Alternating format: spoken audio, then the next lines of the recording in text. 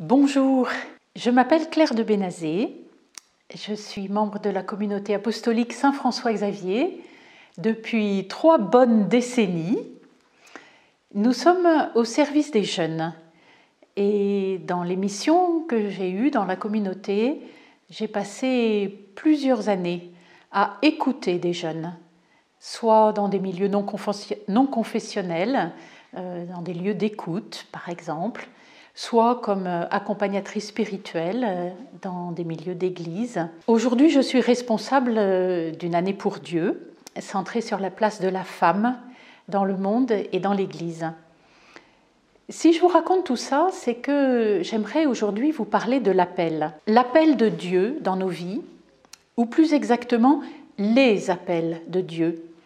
Parce que avec la vie qui avance, on se rend compte que le Seigneur chemine avec nous et que c'est plus d'une fois que dans une existence, il nous appelle à faire du neuf, quel que soit notre état de vie et même si les grands choix de l'existence sont derrière nous. Alors, Dieu qui appelle, comment cela se passe? Comment reconnaître que dans ce qui nous habite, il y a du matériau pour reconnaître l'appel de Dieu? Comment aussi cela ne se passe pas, ou très rarement? Nous pouvons avoir des appréhensions par rapport à ces questions. Et j'aimerais qu'à la fin de ces quelques minutes, vous vous sentiez détendu et heureux à l'idée que vous aussi, Dieu vous appelle, où que vous soyez, et que vous soyez tranquille et curieux de découvrir la suite de l'aventure. Alors, pour commencer, de quoi parle-t-on? Le mot « appel », il me semble, peut prêter à confusion. Parce que souvent dans nos vies, l'appel, ça peut ressembler à ceci.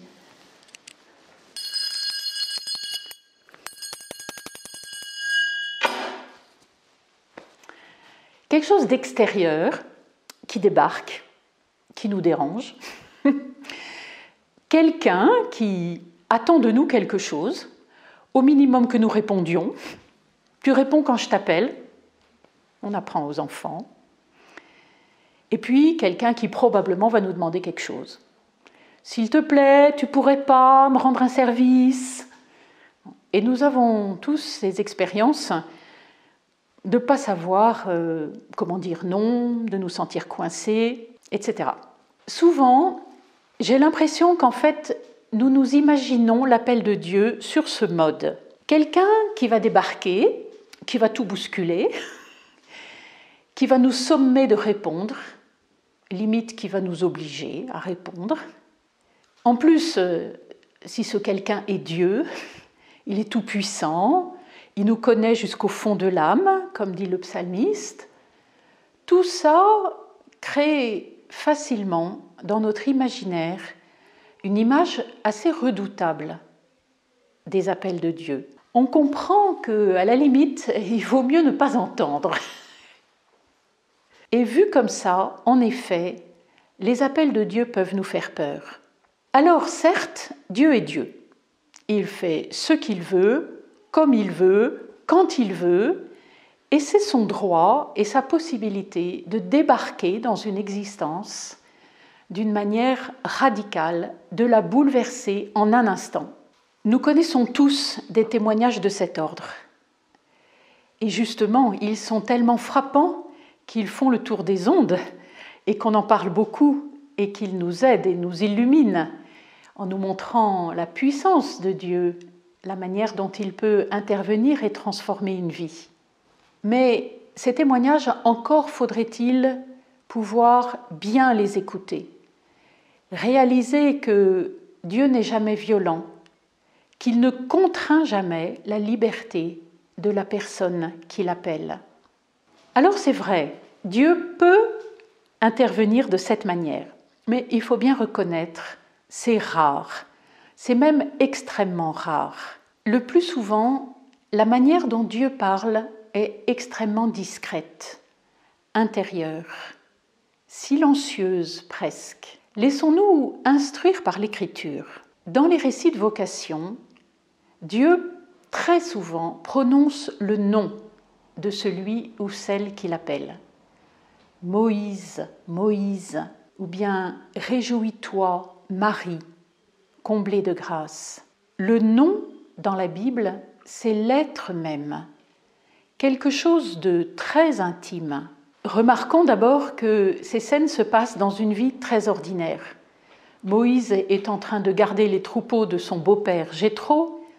Marie est à Nazareth, une ville dont personne n'avait entendu parler jusque-là.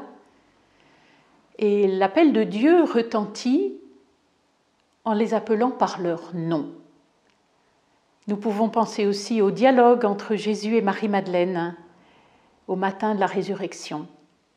Marie, Rabouni, une relation très intime, très tendre. En fait, l'appel de Dieu dans nos vies n'a rien à voir avec quelque chose de brutal. C'est intérieur, c'est doux. D'autre part, Dieu n'est pas quelqu'un qui nous sonne parce qu'il a besoin de nos services. Dieu n'attend rien de nous, il est Dieu. Comme dit le psalmiste, « Les montagnes sont à moi, si j'ai faim, irai-je te le dire ?» En fait, tout l'Ancien Testament s'évertue à essayer de nous convaincre que Dieu n'a pas besoin de nos sacrifices. Il n'a rien d'un maître exigeant. Et dans la parabole des talents, celui qui le regarde de cette manière est justement celui qui en fait est totalement à côté de la plaque. Dans le livre de l'Apocalypse, il y a un dialogue très bouleversant, ou plus exactement une parole, celle à qui il est adressé reste silencieuse. Dans les interpellations aux églises, aux 7 églises, la dernière, Laodicée, la plus bouchée, si on ose dire, à en juger par les reproches qui lui sont faits, se voit adressée par le Christ tout-puissant, le Christ de la parousie, de la fin des temps, ces mots incroyables. « Je me tiens à la porte et je frappe. Si quelqu'un entend ma voix et ouvre la porte, j'entrerai chez lui. Je prendrai mon repas près de lui et lui près de moi. » C'est un autre type d'appel que nous connaissons aussi d'ailleurs. Rien à voir avec une sonnette. Un appel comme j'ai eu il y a quelque temps, j'étais souffrante, et quelqu'un avec qui j'ai d'habitude des relations de travail m'appelle au téléphone. Je pensais que c'était parce qu'il y avait besoin de régler un certain nombre de questions qui étaient en attente du fait que j'étais absente. Et pas du tout. Il a dû sentir très vite que je n'étais pas sur la bonne longueur d'onde. Il me dit « Oh ben j'appelle juste pour savoir comment tu vas ». Dieu qui prend soin de nous, comme un père qui prend soin de son enfant bien-aimé. Le pape, dans Christus Vivit, parle de ces questions d'appel et de dialogue avec Dieu comme une relation d'amitié. Il ne faut jamais oublier ça quand on pense à l'appel de Dieu. Une relation d'amitié, c'est gratuit et de la part de Dieu et de la nôtre, si possible. Alors le Christ dit « si quelqu'un ouvre la porte ». Parce que ça veut dire que la possibilité existe que, ben non, la porte ne va pas s'ouvrir ou pas maintenant. Et là, c'est l'aventure du cantique des cantiques. Le bien-aimé reviendra. Il a frappé à la porte ne s'est pas ouverte. Tout simplement parce que la bien-aimée, elle est couchée, puis elle s'est lavé les pieds, puis elle n'a pas envie de se relever, de se salir les pieds pour ouvrir la porte. Et quand enfin elle le fait, le bien-aimé est reparti et son cœur en défaille. Parce que c'est une question de bonheur, c'est une question d'amour, cette relation. Et Dieu reviendra, ça c'est sûr. Alors concrètement, comment ça se passe ? Dans la vie courante, nous vivons un certain nombre d'événements, des petits, des grands, et souvent, s'agissant des appels de Dieu, nous commettons l'erreur de penser qu'il faut arriver à un événement suffisamment explicite, éclatant, clair. Mais ce n'est pas comme ça que ça se passe, en général. Et pour vous expliquer, je pense que le plus éclairant, c'est de revenir à un paragraphe qui fait partie du premier texte en janvier 2017 de préparation du synode sur les jeunes, la foi et le discernement vocationnel. Ça vaut la peine de lire ce texte sans l'écorcher. Donc, voici. Le pape nous rappelle que si l'Esprit parle et agit à travers les événements de la vie de chacun, ces événements en eux-mêmes sont muets ou ambigus, dans la mesure où on peut leur donner des interprétations diverses. Par conséquent, si on veut avancer, le pape nous invite d'abord à reconnaître. Et reconnaître quoi? Les effets que les événements de ma vie, les personnes que je rencontre, les paroles que j'écoute ou que je lis produisent sur mon intériorité. Une variété de désirs, sentiments, émotions, de styles très divers, tristesse, confusion, plénitude, peur, joie, paix, sentiment de vide, tendresse, colère, espérance, tiédeur, etc. Je me sens attirée ou poussée dans plusieurs directions sans qu'aucune ne m'apparaisse comme étant clairement celle que je dois prendre. C'est le moment des hauts et des bas, et dans certains cas d'une véritable lutte intérieure. Reconnaître exige que l'on fasse affleurer toute cette richesse émotive et que l'on nomme les passions qui nous habitent sans les juger. Cela exige aussi de saisir le goût qu'elles laissent, c'est-à-dire l'harmonie ou le malaise entre ce que j'expérimente et ce qu'il y a de plus profond en moi. Tout est là. En général, un appel de Dieu émerge tout doucement à notre conscience à partir de ce qui nous arrive, si nous savons le reconnaître, c'est-à-dire si nous sommes un tant soit peu attentifs à ce que les événements produisent en nous. Ces événements peuvent être de nature très diverse. Par exemple, nous prions avec la parole de Dieu et une parole nous touche, elle nous émeut, elle nous rejoint. Je me souviens une des sœurs de ma communauté qui donnait son témoignage à des jeunes et qui disait que quand elle priait avec l'Évangile, chaque fois qu'elle voyait une barque, elle avait envie de sauter dedans. Ça a duré quelques années et puis elle est rentrée dans une communauté apostolique.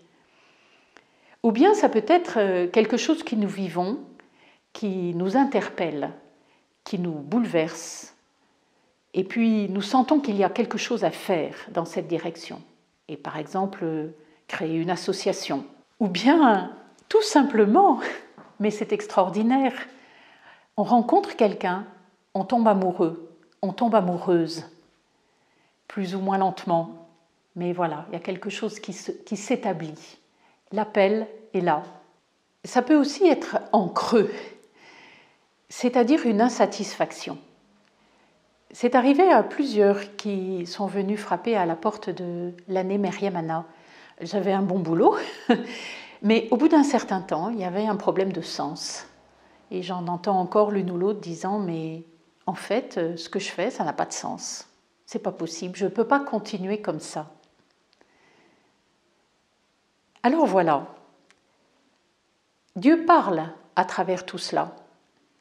Pas directement à travers ce que nous vivons, pas clairement à travers ce que nous vivons, mais à travers la manière dont ces événements retentissent en nous.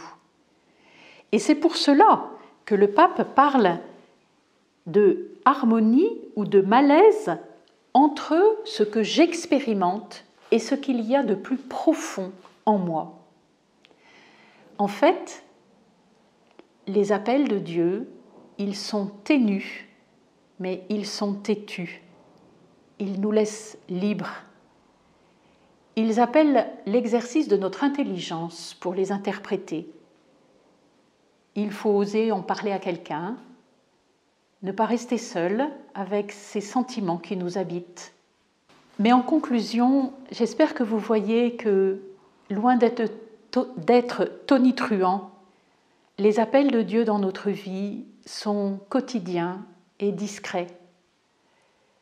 Le Seigneur nous parle à travers d'infimes petits mouvements dans notre cœur qu'il faut apprendre à reconnaître. C'est tout cela qui nous éveille, qui nous met en route, qui petit à petit dessine une orientation, une destination, quelque chose qui nous fait envie, vers quoi nous allons avoir soif de nous mettre en route. Et évidemment, tout ne sera pas forcément facile, mais ça, c'est l'existence. Il n'y a pas de chemin passionnant et facile. Seulement, quand on sait pourquoi on s'est mis en route et qu'on fait confiance à celui qui nous appelle, eh bien, on peut, comme me disait un vieux moine, se dire, voilà, quand on a trouvé une lumière, on met le cap dessus et on ne bronche plus.